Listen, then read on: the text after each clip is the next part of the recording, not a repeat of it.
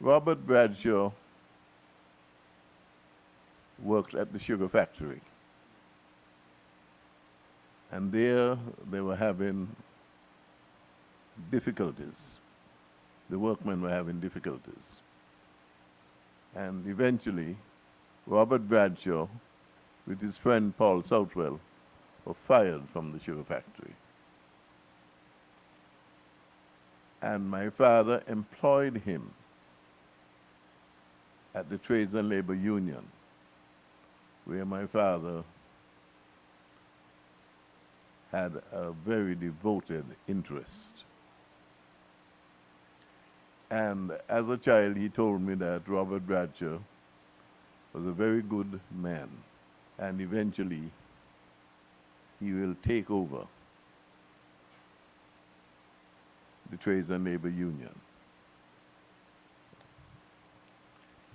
And indeed, so it happened. And of course, I became used to Robert Bradshaw because of his association with my father. And eventually, after my father gave up the politics, Robert Bradshaw took over and became a very excellent politician. And he became the premier of St. Kitts, Nevis and Anguilla. Well, Anguilla seceded. And eventually Robert Bradshaw and indeed Paul Southwell, they ran as politicians, won their seats, and Robert was the premier of St. Kitts Nevis.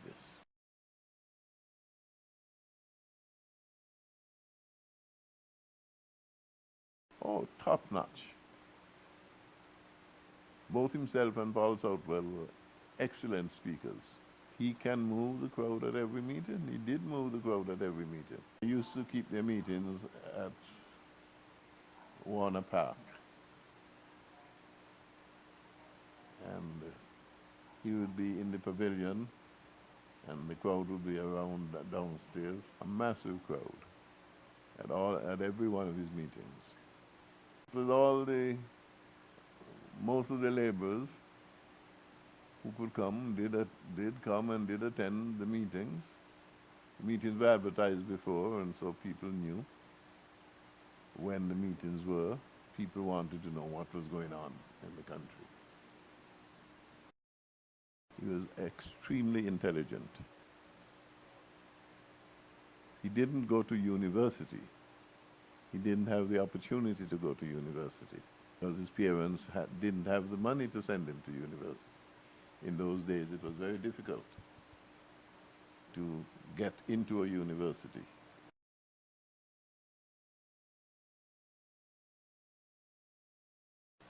Eventually, I left the hospital where I worked and went on to study medicine. And when I returned to St. Kitts, I became his doctor. And I was also a member of the Defense Force. And from there, I became his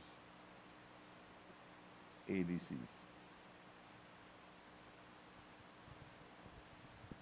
And so, anywhere he went to, I traveled with him.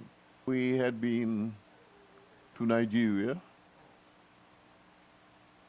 and many of the Caribbean islands together. And I remember visiting Buckingham Palace. The Queen was having a celebration. And I remembered going to the palace with Mr. Bradshaw. That was my very first visit to the palace. One thing he did, he always spoke the truth. And on examining any difficulties, he was quite outspoken about them. So one could depend upon him for the truth of any situation. And this is what my father liked about him. He's a very honest and truthful person. He always wanted St. Kitts and Nevis to be independent. That was his wish. But unfortunately, it did not happen during his time. He died before that happened.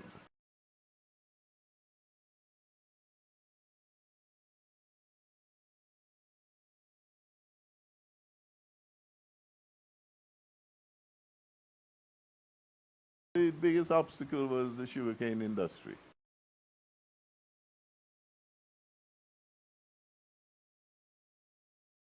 There were people working at the factory for very little or nothing. And in the cane fields, that was terrible. A shilling a day, cutting the sugarcane, reaping the crops. They were paid very, very little money. You'd be cutting the sugarcane for very, very little money. I don't know how those people lived.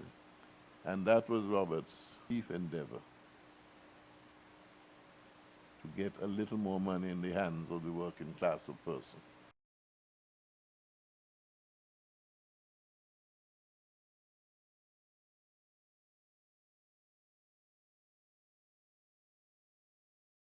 The country was really in mourning because there's nobody who would be like Robert Bradshaw.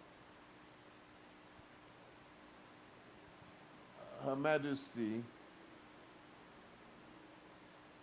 got one of her men to speak to me because he had been to England and was operated there. And she thought that at some time he would die because of the illness that he had. And she said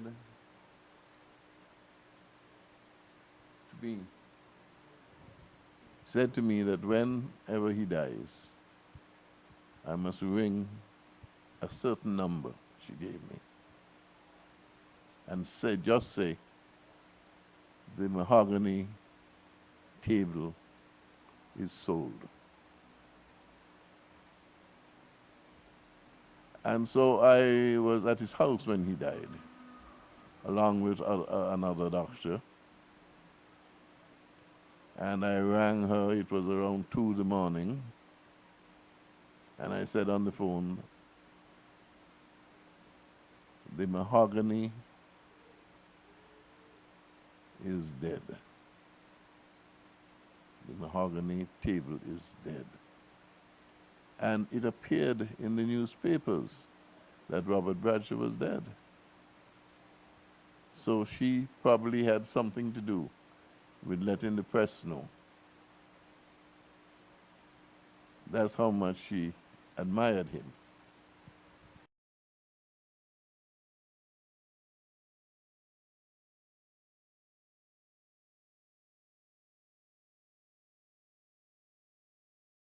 There's no better country for him than St. Kitts and Nevis.